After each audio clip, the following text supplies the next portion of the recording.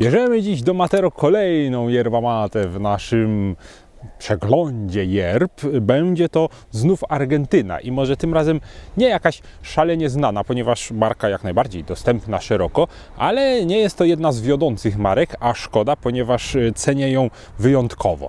Oto Kraus.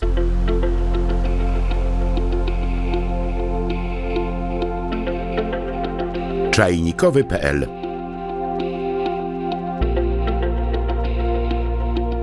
Kraus to rodzinna firma założona przez Krausa. To jest nazwisko. Nazwa firmy jest nazwiskiem Francisco Kraus. Był to, zaskoczę Was, emigrant, który dotarł do Ameryki Południowej, tym razem z Austrii. Rodzina austriacka, która osiedliła się w Misiones i tam rozpoczęła uprawę yerba mate i herbaty. No oczywiście z pokolenia na pokolenie firma jest przekazywana dalej, bo mówimy tutaj o końcu wieku XIX.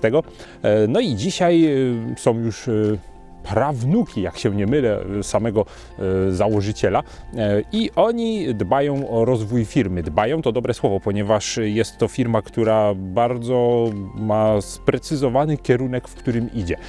Zauważcie, że posiada komplet certyfikatów. Na opakowaniach znajdują się certyfikaty nie tylko upraw organicznych, ale również fair trade'u.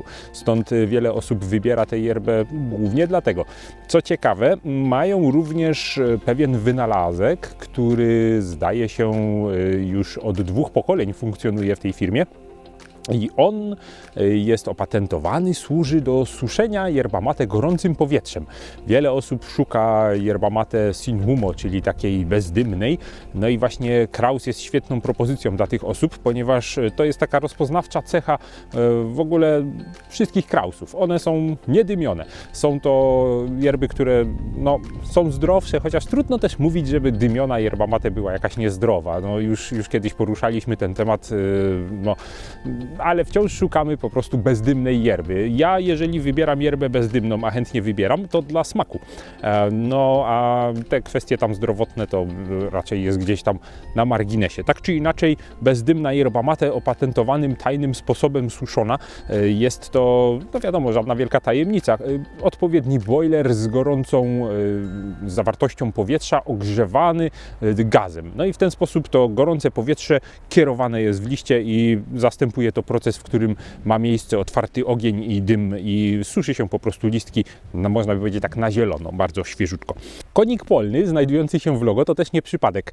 Okazuje się, że obecny właściciel firmy wspomina, kiedy to pracował z ojcem przy plantacjach yerba mate i tam, gdy znoszono całą płachtę, w którą zawinięto świeżo ścięte gałęzie i liście krzewów yerbowych, gdy je odpakowano, wyskakiwało z nich bardzo dużo koników polnych, ponieważ one tam no, przypadkiem razem z liśćmi zostały zamknięte i uciekały z powrotem na plantację. I właśnie ten, będąc jeszcze wtedy chłopczykiem, ten mężczyzna, dzisiaj właściciel, przyglądał się temu i bardzo chciał zawsze brać w tym udział. Chciał widzieć te koniki polne, jak uciekają. No i tak mu to zapadło w pamięć, że kiedy przejął firmę, stworzył logo konika polnego, które jest bardzo teraz charakterystyczne, rozpoznawalne i które ma też gdzieś tam odzwierciedlać takie bardzo proekologiczne, naturalne metody produkcji tej yerba mate.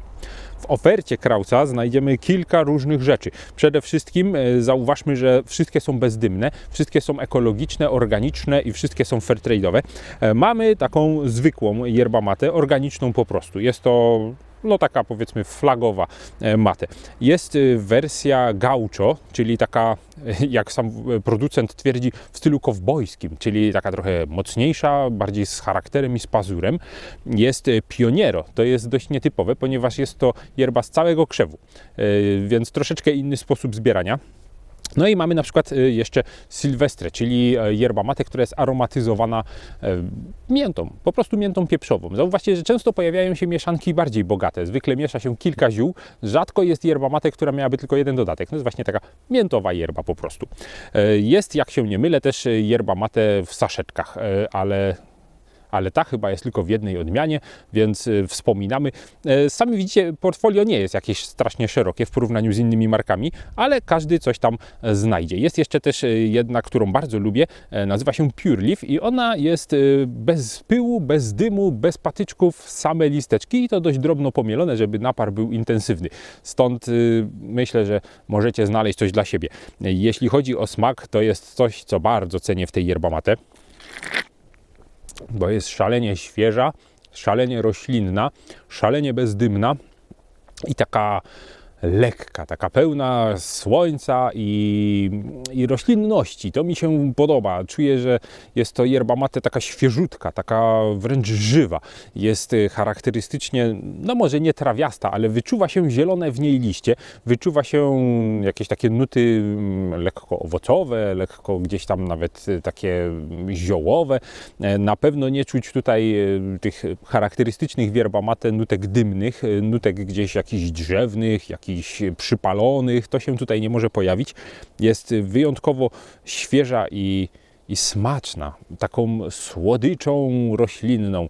Ja jestem nią zachwycony, trochę może przesadzam, ale jest to ogólnie moja jedna z ulubionych yerba mate, jeśli nie w ogóle ulubiona. Zawsze do niej wracam, zwykle gdzieś mam jakąś otwartą, więc ja serdecznie polecam. Polecam każdemu, poza osobami, które cenią sobie taki typowy, klasyczny Paragwaj, czyli właśnie tą sezonowaną dymność, tą taką wytrawną, prawdziwie męską nutę w yerba mate, tą prawdziwie kowbojską. Warto spróbować tej wersji kowbojskiej, ale to Was nie usatysfakcjonuje. Jeżeli szukacie tego w yerbie, no to Kraus nie jest dla Was. Dla wszystkich innych mogę polecić, czy to na początek, czy dla zaawansowanych. Ciekawe, co Wy o tym myślicie. Lubicie Krausa? Może macie inne spostrzeżenia? Piszcie do nas. Do zobaczenia na czajnikowy.pl.